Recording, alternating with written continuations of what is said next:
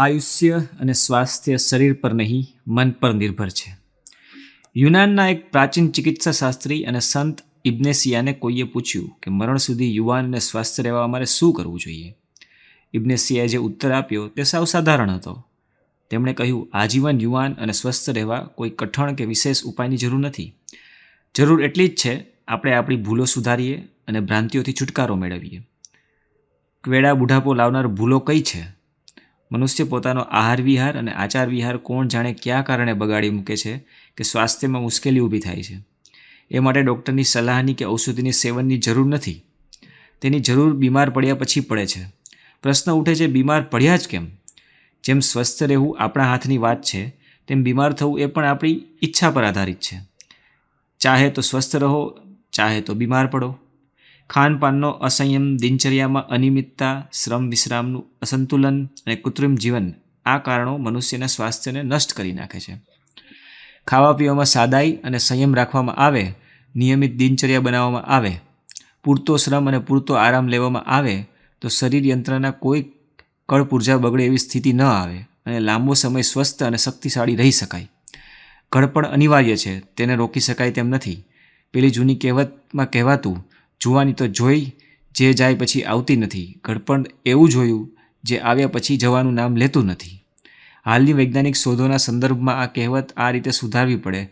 જવાની તો એ જોઈ જેને આવતા વેત ભગાડી દેવામાં આવી, અને ઘડપણ એવું છે કે જે ન આવે તો નોતરવામાં આવે. આરોગ્ય વિજ્ઞાનીઓએ કરેલા છેલ્લા સંશોધનો સાર એ છે કે જુવાનીની ઉંમર સાથે વિશેષ સંબંધ નથી. આપણે જેને વૃદ્ધાવસ્થા કહીએ છીએ તે સમય પણ તે ચાલુ રહી શકે છે. જીવનની બધી અવસ્થાઓ માનવીના આયુષ્ય સાથે કોઈ રીતે સંબંધિત હોય તે બાબત વિચારણા માગી લે છે. ઓછી ઉંમરવાળા વ્યક્તિ પોતાને પ્રૌઢ માને અને તે પ્રમાણે પ્રૌઢની જવાબદારી ઉઠાવી લે તો એ પ્રમાણે ઉપેક્ષા અને વિષાદના કારણે યુવાની વૃદ્ધતા બદલાઈ શકે છે. વળી બુઢાપામાં પણ યુવાન રહી શકાય છે. મનુષ્ય સાહસ, ઉત્સાહ, પરિશ્રમ અને મનોબળ ઉપર તેનો આધાર છે. એવા કેટલાય ઐતિહાસિક ઉદાહરણ મળી શકે છે. તેમાં વૃદ્ધાવસ્થામાં યુવાનો કરતાં પણ વધારે સ્ફૂર્તિ દર્શાવી હોય અને જીવનના બધા ક્ષેત્રોમાં મહત્વપૂર્ણ કામ કર્યા હોય.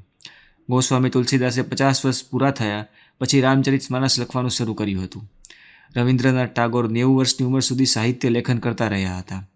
વેદોના પ્રસિદ્ધ ભાષ્યકાર અને સંસ્કૃતના મર્મજ્ઞ વિદ્વાન આલવલે 55 વર્ષની ઉંમર સુધી અધ્યાપન જ કરતા રહ્યા હતા. નિવૃત્ત થયા પછી તેમણે સંસ્કૃત અધ્યાપન શરૂ કર્યું અને જીવનની પાછલી અવસ્થામાં સંસ્કૃત અને સંસ્કૃતિની એવી સેવા કરી કે તેમને આજે દેવભાષાના પુનરુદ્ધારકર્તામાં માનવામાં આવે છે. સન 1932માં મહાત્મા ગાંધીએ એક વિદેશી પત્રકારના પ્રશ્નના જવાબમાં કહ્યું કે હું 63 વર્ષનો જરૂર થયો છું, પણ મને કદી એવો ખ્યાલ નથી આવતો કે હું વૃદ્ધ થયો છું.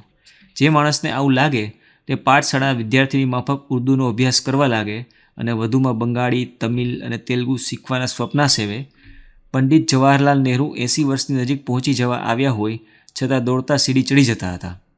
ભૂતપૂર્વ પ્રધાનમંત્રી મોરારજી દેસાઈ 80ની નજીક છે, પણ અત્યારે જવાન જેવા સ્ફૂર્તિવાન દેખાય છે. 2 વર્ષ પહેલાં જ સમુદ્રમાં એક જહાજ પરથી બીજા જહાજ પર દોરડાના આધારે ગયા હતા. ઇતિહાસમાં પણ એવા ઉદાહરણ મળે છે કે જેમાં લોકોએ જીવનના પાછલા ભાગમાં એવા કામ કર્યા છે જેથી તે વિશ્વવિખ્યાત બની ગયા. યુનાની નાટકકાર સોફોક્લીએ તેમની 90 વર્ષની ઉંમરે તેમનું જાણીતું નાટક એડિપસ લખ્યું હતું. અંગ્રેજ કવિ મિલ્ટન 43 વર્ષની ઉંમરે અંધ થઈ ગયા હતા.